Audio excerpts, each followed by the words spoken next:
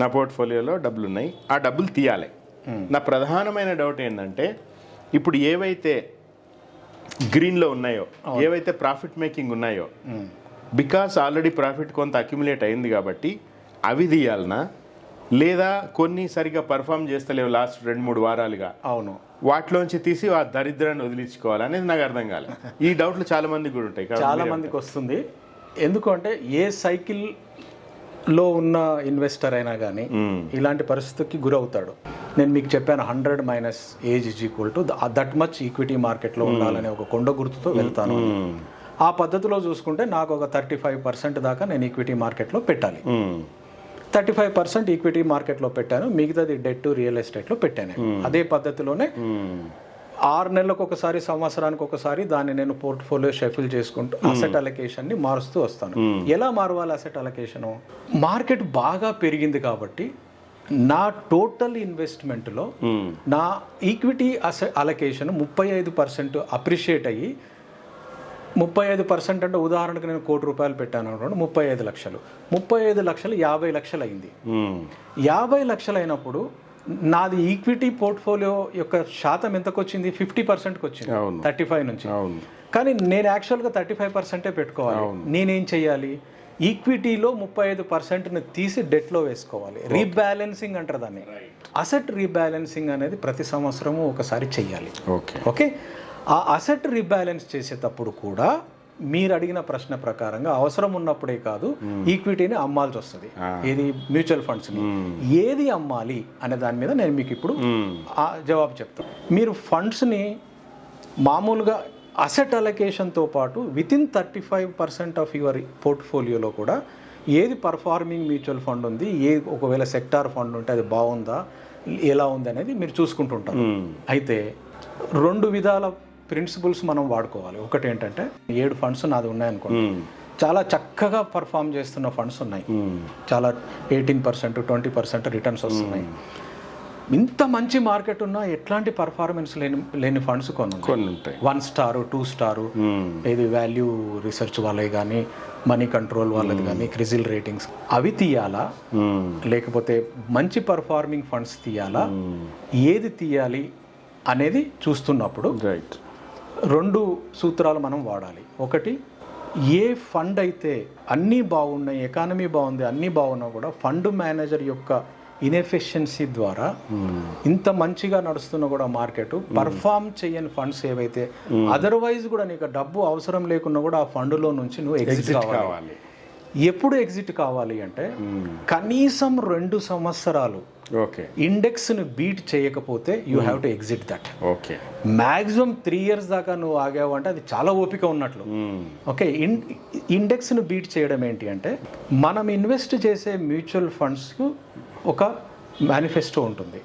అది large cap funda అయితే, large cap అంటే BSE సెన్సెక్స్ 30ని బెంచ్ మార్క్ అంటారు. అదే లార్జ్ క్యాప్ కొన్ని ఫండ్స్కి నిఫ్టీ 50 బెంచ్ మార్క్ ఉంటుంది. అంటే వాళ్ళు ఏ రకమైన షేర్లు కొనడం ద్వారా వాళ్ళ ఫండ్ పోర్ట్ఫోలియో తయారు చేస్తారో, ఓకే, అది మనకు ముందే ఆ స్కీమ్ లాంచ్ చేసినప్పుడే వాళ్ళు చెప్తారు. స్మాల్ క్యాప్ ఫండ్ అంటే వాళ్ళు స్మాల్ క్యాప్లో ఇన్వెస్ట్ చేస్తారు. దానికి ఇండెక్స్ ఏముంటుంది? నిఫ్టీ 250 స్మాల్ క్యాప్ ఉంటుంది. మిడ్ క్యాప్ ఫండ్ అనుకోండి, ఇప్పుడు మోతీలాల్ ఓస్వాల్ మిడ్ క్యాప్లో మనం చేసాం, దాని ఇండెక్స్ ఏముంటుంది? నిఫ్టీ 150 మిడ్ క్యాప్ ఉంటుంది. ఓకే, ఆ ఇండెక్స్ ఏదైతే ఉంటుందో ఆ ఇండెక్స్ను బీట్ చేయడమే యాక్టివ్ ఫండ్ యొక్క ఉద్దేశం. అందుకే మీరు ఫండ్ మేనేజర్కి డబ్బులు ఇస్తున్నారు. అది గుర్తుపెట్టుకోండి.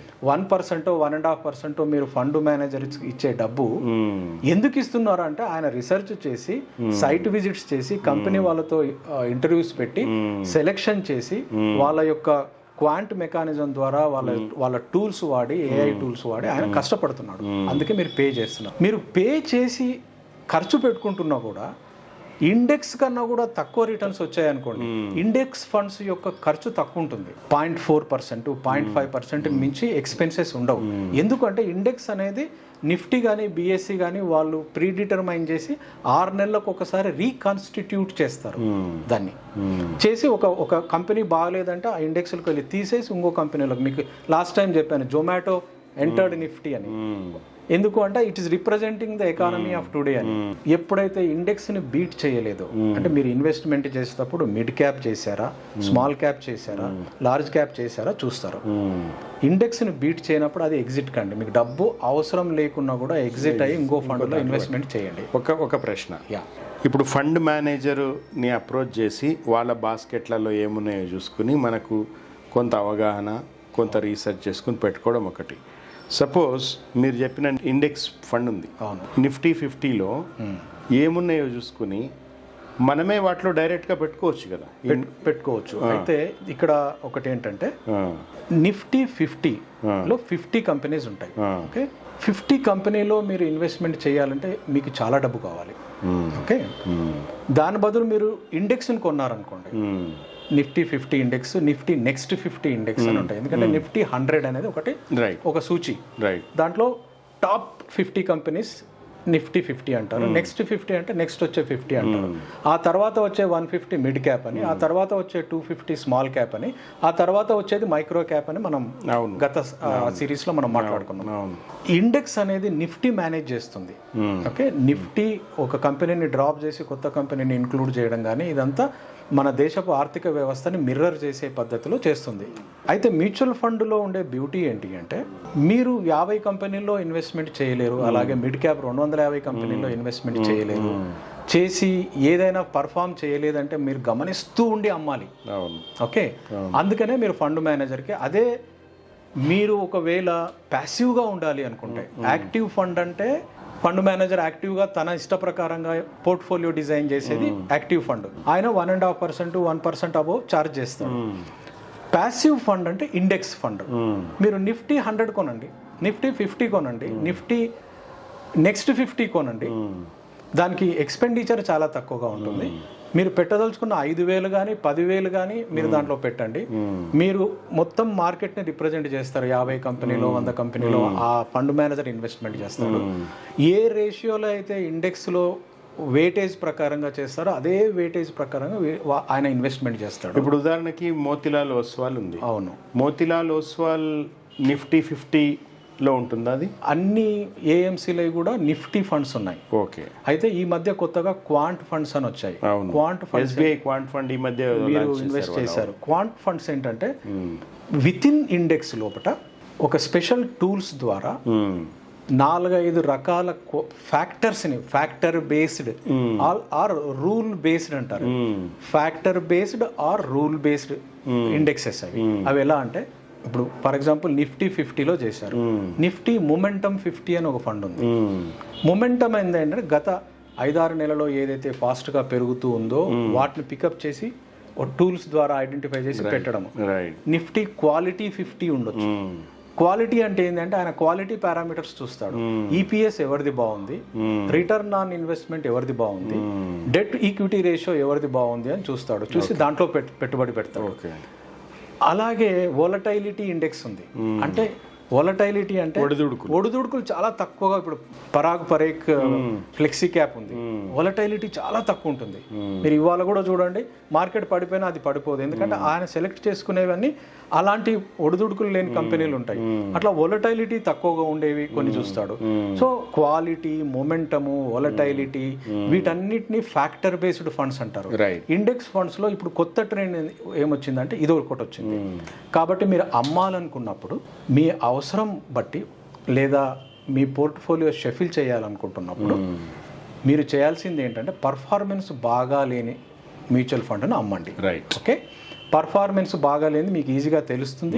మీ ట్రెండ్ లైన్ చూసుకుంటే తెలుస్తుంది. అవి అమ్మి మీరు ఆ డబ్బుని మీరు వాడుకోండి. సో ఒక ప్రాతిపదిక ఏంటంటే 2 సంవత్సరాలలో బెంచ్ మార్క్ బీట్ చేయనివి, get out of that is too much enough. ఎందుకంటే యు ఆర్ పేయింగ్ మనీ మీరు ఫండ్ మేనేజర్కి, బట్ ఆయన పర్ఫామ్ చేయట్లేదు. ఈ మధ్య ఒక కొత్త అనాలిసిస్ వచ్చింది. ఒకవేళ ఫండ్ మేనేజర్ ఒక సంవత్సరం లీవ్లో వెళ్ళిపోతే ఏ మ్యూచువల్ ఫండ్లు బాగా పెరిగాయి అని ఒక అనాలిసిస్ చేశారు. అంటే ఆయన రోజు ఆఫీస్కి రావడం ద్వారా ఇన్వెస్టర్లకు నష్టం క్రియేట్ చేశాడు. అంటే రాంగ్ డెసిషన్స్ చేశాడు, రాంగ్ డెసిషన్. అలాంటి వాళ్ళ ఎట్లా ఉన్నాయంటే టూల్స్, అనాలిసిస్ మనకు స్కై ఇస్ ద లిమిట్ అన్నట్లుగా వచ్చింది. ఓకే, అది ఒకటి అమ్మడానికి అనేది. రెండవది ఏంటి అంటే, నేను నా పోర్ట్ఫోలియోని 10 సంవత్సరాల కింద క్రియేట్ చేశాను. నాది 35% పోర్ట్ఫోలియో ఇవాళ 50%కి వచ్చింది. నేను ఒక 15 లక్షలు తీసి డెట్లోకో దేంట్లోకో మారవాలి, ఎందుకంటే మారవకపోతే కరెక్ట్ కాదు అది. అసెట్ అలొకేషన్ అనేది ఒక గోల్డెన్ రూల్ కింద గుర్తుపెట్టుకోండి. Right. Asset allocation golden rule మీరు పార్టిసిపేట్ కాకపోతే మీరు గ్రీడ్ కానీ ఫియర్ కానీ లోనే తప్పుడు డెసిషన్స్ తీసుకుంటారు. ఓకే, అది ఫండమెంటల్. అయితే నేను అసెట్ అలొకేషన్ మార్చుతున్నప్పుడు నేను 35%కి తీసుకురావాలంటే నేను ఏమి అమ్మాలి?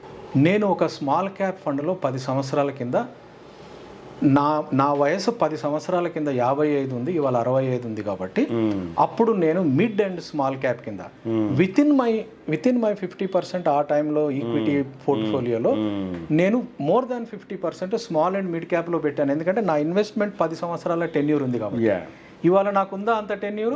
లేదు. ఇప్పుడు నేను ఒకవేళ నా పోర్ట్ఫోలియోని 50 లక్షల నుంచి 35 కుదించాలి అంటే ఏమమ్మాలి? మిడ్ క్యాప్ అండ్ స్మాల్ క్యాప్ని కుదించాలి. ఎందుకంటే లార్జ్ క్యాప్లో వోలటైలిటీ తక్కువ ఉంటుంది. అట్లాగే హైబ్రిడ్ ఫండ్లోకి తీసుకురావాలి. హైబ్రిడ్ ఫండ్ అంటే కొంత డెట్ ఉంటుంది, కొంత ఈక్విటీ. అట్లాగే మల్టీ అసెట్ ఫండ్లోకి తీసుకురావాలి. ఆయన గోల్డ్, రియల్ ఎస్టేట్లో ఇన్వెస్ట్మెంట్. ఇలాగా ఒక స్ట్రేట్ ఫార్వర్డ్ లీనియర్ ఆన్సర్ కాదు. దీంట్లో మల్టీ లేయర్డ్ డెసిషన్స్ ఉంటాయి. నీ వయసు చూడాలి, నీ ఆబ్జెక్టివ్ చూడాలి, ఎందుకు నువ్వు అమ్మాలనుకుంటున్నావు. ఒకటి అవసరం ఉండి అమ్మాలి, రెండోది నేను అసెట్ అలొకేషన్ మార్చాలి, పర్ఫార్మెన్స్ బాగలేనప్పుడు I should get rid of and then buy the other funds చూడాలి. ఈ విధంగా మీరు ఎప్పుడైతే జాగ్రత్తగా మీ వయసుకు అనుగుణంగా, ఉదాహరణకు విత్ ఇన్ ఈక్విటీలో నీ ఏజ్ పెరుగుతున్న కొద్దీ మీరు హైబ్రిడ్ ఫండ్, లార్జ్ క్యాప్ ఫండ్లు విత్ ఇన్ యువర్ లిమిటెడ్, నీ లిమిట్ అసెట్ అలొకేషన్లో నీ పోర్ట్ఫోలియో అది చూసుకోవాలి. ఓకే. ఇప్పుడు నేనున్నాను అనుకోండి, నేను మార్చాలి ఇప్పుడు, ఎందుకంటే మిడ్ అండ్ స్మాల్ క్యాప్ పెరిగినాయి, ఎక్కువగా ఉన్నాయి. నేను ఇప్పుడు రేపు ఒకవేళ 5 లక్షలు తీసి డెట్లోకి వెళ్ళి నా అసెట్ రీఅలొకేషన్ చేయాలి అనుకుంటే small cap mutual funds, mid cap mutual funds అమ్ముతాను, కానీ లార్జ్ క్యాప్ ఫండ్స్ నేను అమ్మను, వాల్యూ ఫండ్స్ కూడా అమ్మను. ఇక్కడ ఇంకో కొత్త టర్మినాలజీ మనం తీసుకొచ్చాం, వాల్యూ ఫండ్. అసలు వాల్యూ ఫండ్ అంటే ఏంటి? ఇప్పుడు ఐసిఐసిఐ వాల్యూ డిస్కవరీ ఫండ్ ఉంది. కొన్ని హై బీటా షేర్స్ ఉంటాయి. హై బీటా అంటే రింగ్ రోడ్డు రాబోయే ప్లాట్లు. మీకు అర్థమైంది కదా ఈ ఉదాహరణతో? అంటే రాబోయే ప్రాఫిట్ని డిస్కౌంట్ చేసుకొని 40, 50, 60, 100 డిస్కౌంట్ అయ్యేది కూడా ఉంటాయి. ఎందుకంటే అందరూ దాని వెనుక పరిగెడతారు. అబ్బా అక్కడ రోడ్ వచ్చే వరకు, కాలేజ్ వచ్చే వరకు ఎవరు ఆగుతారు, అప్పుడు ఎవడు కొనగలుగుతాడు, ఇవాళ కొనేద్దాం అనే వాళ్ళు ఉంటారు. అలా పెరిగిపోతాయి. హై బీటా షేర్స్ అన్నీ కూడా, హై బీటా మ్యూచువల్ ఫండ్లన్నీ కూడా మార్కెట్ పడినప్పుడు మార్కెట్ కంటే ఎక్కువ పడతాయి. ఓకే. కానీ వాల్యూ అంటే ఏంటంటే, నేను మీకు ఫేర్ వాల్యూ గురించి చెప్పాను కదా, ఎప్పుడైతే ఈపీఎస్ బేస్డ్గా పిఈ రేషియో అరౌండ్ 20 ఉంటుందో డిస్కౌంటింగ్, అవి వాల్యూ ఫండ్స్. ఉదాహరణకి ఇప్పుడు పిఎస్యు బ్యాంక్స్ ఉన్నాయి. మీరు PSU banks collective PE ratio చూస్తే చాలా తక్కువ ఉంది, 20 కంటే తక్కువ ఉంది. అవన్నీ వాల్యూ స్టాక్స్, వాల్యూ షేర్స్. అలాంటి వాల్యూ షేర్స్లో అంటే ఎవరు గమనించకుండా షేరు పెరగనివి కొన్ని ఉంటాయి, వాటిని హిడెన్ జెమ్స్ అంటారు. హిడెన్ జెమ్స్ని ఐడెంటిఫై చేసిన వాడే మల్టీ బ్యాగర్స్ కొట్టేయగలుగుతారు. రైట్. మల్టీ బ్యాగర్ అంటే ఏంది? మల్టీ బ్యాగర్ అంటే ఏంది అంటే, ఇన్వెస్ట్మెంట్లో వెల్త్ క్రియేషన్ గురించి మాట్లాడుతున్నప్పుడు మీకు కొన్ని పదజాలం చెప్పాను నేను. మనం చేసే ఇన్వెస్ట్మెంట్ వెల్త్ క్రియేషన్ ఎప్పుడు జరుగుతుంది అంటే, 12% కంటే సిఏజిఆర్ ఎక్కువగా ఈల్డ్ వచ్చినప్పుడే మీకు వెల్త్ క్రియేషన్ అవుతుంది. ఓకే. వెల్త్ క్రియేషన్ అంటే మీకు ఒక 100 కోట్లు, 150 కోట్లు ఎప్పుడు జమ అవుతుంది అంటే, 12% కంటే ఎక్కువ ప్రాఫిట్ వస్తూ మీరు ఒక 10-15 సంవత్సరాలు ఫండ్ను వదిలేయగలిగినప్పుడు మీకు తెలియకుండానే మీ ఫండ్ సిఏజిఆర్ 8th వండర్ ద్వారా పెరుగుతుంది. ఓకే. ఏదైతే బ్యాంక్ ఇంట్రెస్ట్ ఉందో, డెట్ ఫండ్స్, ఎఫ్డీలు ఉన్నాయో 6 నుంచి 7% రిటర్న్స్ వస్తాయి. వాటిని ఫిక్స్డ్ ఇన్కమ్ కానీ లేకుంటే మామూలుగా డెట్ బేస్డ్ ఇన్వెస్ట్మెంట్ అంటారు. అవి కేవలం మీకు ఇన్ఫ్లేషన్ అడ్జస్టెడ్ అయిపోతుంది. అంటే మీ దగ్గర ఇవాళ 100 రూపాయలు ఉన్నాయి అంటే, మీ 5 సంవత్సరాల డిపాజిట్ మెచ్యూర్ అయినప్పుడు మీకు 125 రూపాయలు వచ్చినా కూడా దాని వాల్యూ 100నే ఉంటుంది. ఎందుకంటే మీకు మీ కాస్ట్ ఆఫ్ లివింగ్ పెరిగిపోయి ఉంటుంది. ఏదైతే returns minus inflation is your net earning. Only that net benefit, net profit only will give you wealth. Right. Otherwise మీరు ఇవాళ ఏ రేట్లో అయితే కొంటున్నారో మీ దగ్గర 100 ఉన్నాయి, రేపు మీరు 150 రూపాయలు 5 సంవత్సరాల తర్వాత కొంటారు. 100ను 150 చేయకపోతే యాక్చువల్గా మీరు you are becoming poorer. Correct కదా. అవునవును. అది నార్మల్ ఇన్వెస్ట్మెంట్. అయితే ఈక్విటీ మార్కెట్లో ఇప్పుడు మనం నవనీతికి మోడల్ పోర్ట్ఫోలియో క్రియేట్ చేసినప్పుడు కూడా 12% తీసుకున్నాం. ఇంత మీకు 15x15x15 అని ఒక గోల్డెన్ రూల్ చెప్పారు. అది maximum 15%, 15,000 per month, 15 years investment చేస్తే 1 crore వస్తుంది అని మాట్లాడాం ఫస్ట్ ఎపిసోడ్ లో. చాలా మంది ఏంటంటే కన్జర్వేటివ్ గా 12% తీసుకున్నా కూడా మనం వీ కెన్ క్రియేట్ వెల్త్. అయితే నవనీతికి 15% ఎందుకు చెప్పామంటే స్మాల్ అండ్ మిడ్ క్యాప్ లో ఇన్వెస్ట్మెంట్ చేసినప్పుడు returns will be little higher. Risk ఉన్నా కూడా అన్ని సంవత్సరాలు ఆగగలిగితే రిటర్న్స్ విల్ బి అట్లీస్ట్ 15% దాకా వస్తాయి. Okay. Then coming to multibagger. ఇప్పుడు 12%, 15%, 20% గురించి మాట్లాడుకుంటాం కదా. సపోజ్ నేను ఇవాళ ఒక షేర్ అనిల్ గారు మనకు ఒక అడ్వైజ్ చేశారు, నేను 100 రూపాయల్లో కొన్నాను, అది 2 సంవత్సరాల్లో 1000 రూపాయలు అయింది. ఎంత పర్సెంట్ అది? Very high percentage. ఈ 12%, 15% మనకు అసలు దిగదుడుపు, మనకు కనిపించవు, కంటికి కూడా కనిపించవు. మల్టీ బ్యాగర్ అంటే సెవెరల్ టైమ్స్ ఎక్స్పోనెన్షియల్గా పెరిగే వాటిని మల్టీ బ్యాగర్.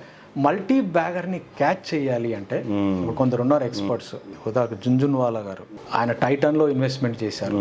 ఎవరు మేల్కొన్నప్పుడు ఆయన కొన్నారు, ఆయన వదిలేశారు ఒక 15-20 సంవత్సరాలు. It has become into some thousands of crores investment. అలాగే మనకు మొన్న అనిల్ గారు చెప్తా ఉన్నారు, బాలాజీ అమైన్స్ షేర్ నేను 20 రూపాయలు 30 రూపాయలు ఉండేది, నాకు కూడా వన్ ఆఫ్ ద డైరెక్టర్స్ అది తీసుకోమని, నాకు నేను మీకు ఈక్విటీ ఇస్తాను తీసుకోమన్నారు, నేను ఆ రోజు తీసుకోలేదు అని.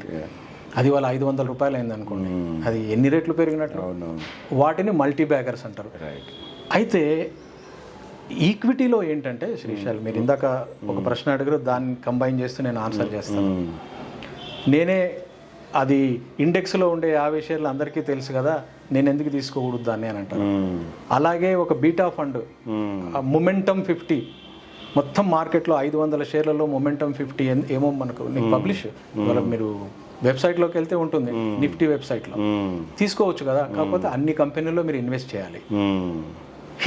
హిట్ రేట్ అంటారు దాన్ని. అంటే మీరు 10 కంపెనీల్లో ఇన్వెస్ట్మెంట్ చేశారనుకోండి, 10 కంపెనీలలో ఇన్వెస్ట్మెంట్ చేసినప్పుడు ఎన్ని కంపెనీలు మల్టీ బ్యాగర్స్ అవుతాయి అనే దాని మీద మీ హిట్ రేట్ ఆధారపడి ఉంటుంది. అయితే మీరు 10 కంపెనీల్లో ఇన్వెస్ట్మెంట్ చేసి టైమ్లీ యాక్షన్ చేయకపోతే 5 సంవత్సరాల తర్వాత అందులో 2 కంపెనీలు లిస్టింగ్లో నుంచే ఎగిరిపోయి ఉండొచ్చు. అవును, మీకు అర్థమైందా?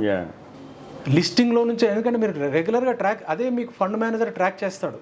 అవును, ట్రూ, వెళ్ళిపోతాయి. కాబట్టి ఇన్ఫర్మేషన్ ఎంత రేజర్ షార్ప్ ఉండాలి అంటే మీరు ఈక్విటీలో ఇన్వెస్ట్మెంట్ చేస్తున్నప్పుడు చాలా క్లోజ్ టు ద, అంటే మీకు రింగ్ సైడ్ వ్యూ ఉండాలి, క్లోజ్ టు ద క్వార్టర్స్ ఉండాలి మేనేజ్మెంట్తో. రెండవది క్లోజ్గా మానిటర్ చేయాలి. మూడవది మీకు నర్వ్ ఉండాలి, రోజు స్క్రీన్ చూసి నిలబడగలిగే నర్వ్ ఉండాలి, ధైర్యం ఉండాలి, రిస్క్ టేకింగ్ ఎబిలిటీ ఉండాలి. ఇవి ఉంటే మీరు షేర్లలో ఇన్వెస్ట్మెంట్ నిరభ్యంతరంగా చేసుకోవచ్చు. అయితే మ్యూచువల్ ఫండ్స్ అనేది ఇంకా ప్లేయింగ్ సేఫ్. మీరు ఫండ్ మేనేజర్ యొక్క పర్ఫార్మెన్స్ 2 సంవత్సరాల్లో ఇండెక్స్ని బీట్ చేయకపోతే you discard him. Correct. And మీరు రీబ్యాలెన్స్ చేస్తున్నప్పుడు మళ్ళీ ఏ ఫండ్లు కొనాలంటే, ఇప్పుడు నేను ఎగ్జాంపుల్ చెప్పాను, నేను ఒక 5 లక్షలు స్మాల్ క్యాప్ తీసేసి 5 లక్షలు పరాగ్ పరేఖ్లోనో లేకపోతే ఐసిఐసిఐ వాల్యూ డిస్కవరీలోనో వేస్తాను. ఎందుకంటే నా ఏజ్కి that is the right strategy. ఒకటి అసెట్ రీఅలొకేషన్ చేసుకుంటాను, విత్ ఇన్ ఈక్విటీలో ఇచ్చేస్తాను. అలాగే ఇప్పుడు ఫర్ ఎగ్జాంపుల్ రియల్ ఎస్టేట్ ఉంది, నేను ఒక 10% రియల్ ఎస్టేట్లో పెట్టాను. నేను అమ్మాలనుకుంటే ఏం అమ్మాను, నా కంట్రోల్లో లేకుండా ఎవరో ఎన్క్రోచ్మెంట్ చేస్తారు అనే ప్లాట్ అమ్మి మా ఊర్లో పొలం కొన్నాను. Right. You get the sense of rebalancing. Correct. Age పెరుగుతున్న కొద్దీ, ఇంతకు ముందు అయితే నేను నెలకు ఒకసారి ఆ సైట్ మీదకి వెళ్ళి ఎవడన్నా ఒక జెండా వాదాడు ఎవడు రావాడని నేను 4 పిలిచి దారికారిగిరి చేసి, ఇవి నేను చేయగలుగుతాను, చేయలేను, నాకు వచ్చింది ఎందుకు ఆ బాధ అని చెప్పేసి అదర్ ఆప్షన్స్ ఉన్నాయి కాబట్టి తీసుకెళ్ళి నేను ల్యాండ్ ఉంది అనుకో నా కళ్ళ ముందర ఉంటుంది. కరెక్ట్. సో సేఫర్ ఇన్వెస్ట్మెంట్లోకి విత్ ఇన్ ద అసెట్ అలొకేషన్లోకి ఏజ్ని బేస్ చేసుకొని మీరు డెట్ కానీ, ఈక్విటీ కానీ, రియల్ ఎస్టేట్ కానీ, గోల్డ్ కానీ రీబ్యాలెన్సింగ్ చేసేటప్పుడు again you have to bring the age factor into plan చేసుకుంటూ ఆ విధంగా మనం మేనేజ్ చేసుకుంటూ పోతే మీకు చాలా సేఫ్గా మీరు ముందుకెళ్ళగలుగుతారు. అయితే